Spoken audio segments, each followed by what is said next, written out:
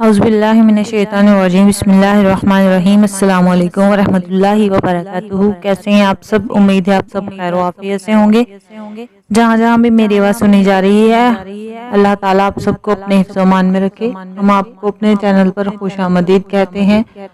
ہمارے چینل کا نام ہے اردو سٹوریز، جس میں ہم آپ کو مختلف قسم کی اردو کی کہانیاں اور سبق آموز واقعات سنائیں گے۔ آج کی ہماری کہانی ہے شہد کا ایک قطرہ زمین پر گر گیا۔ شہد کا ایک قطرہ زمین پر گر گیا۔ ایک چھوٹی سی چونٹی آئی اور اس نے اس شہد کے قطرے سے تھوڑا سا چکھا۔ اسے بڑا مزہ آیا۔ اسے کام سے جانا تھا تو وہ جانے لگی۔ اس شہد کا مزہ اس کے منہ میں مزید پانی لانے کا سبب بنا۔ اس کا منہ بھر آیا۔ کیا زبردست اور مزیدار شہد ہے! کتنا میٹھا ہے! آج تک ایسا شہد نہیں کھایا۔ وہ لوٹی اور شہد میں سے تھوڑا سا اور چکھ لیا۔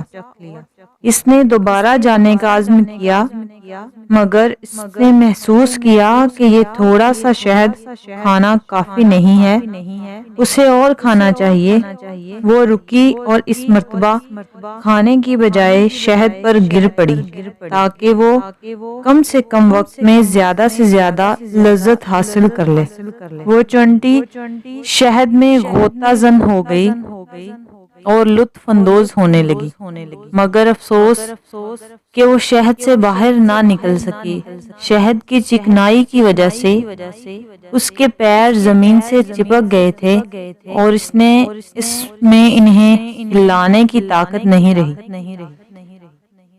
وہ شہد میں گر گئی، یہاں تک کہ وہ اسی میں ہی مر گئی۔ اس کی لذت اندوزی نے شہد کو ہی اس کی قبر میں تبدیل کر دیا۔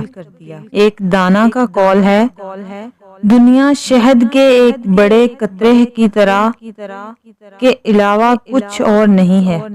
بس جو بھی اس قطرہ شہد میں سے تھوڑا سا اور بقدر کیفیت کے کھانے پر اتفاق کرے گا، وہ نجات پا جائے گا، اور جو بھی اس کی شیرینی میں غوطہ زن ہوگا، ہلاکت اس کا مقدر بن جائے گی۔ یہ تھی آج کی ہماری کہانی۔ امید ہے آپ کو ہماری کہانیاں پسند آ رہی ہوں گی۔ اگر آپ ہمارے چینل پر نیو ہیں تو ہمارے چینل کو سبسکرائب کریں اور بیل آئیکن کے بٹن کو ضرور دبائیں تاکہ ہماری آئندہ آنے والی ویڈیوز آپ تک بر وقت پہنچ سکیں۔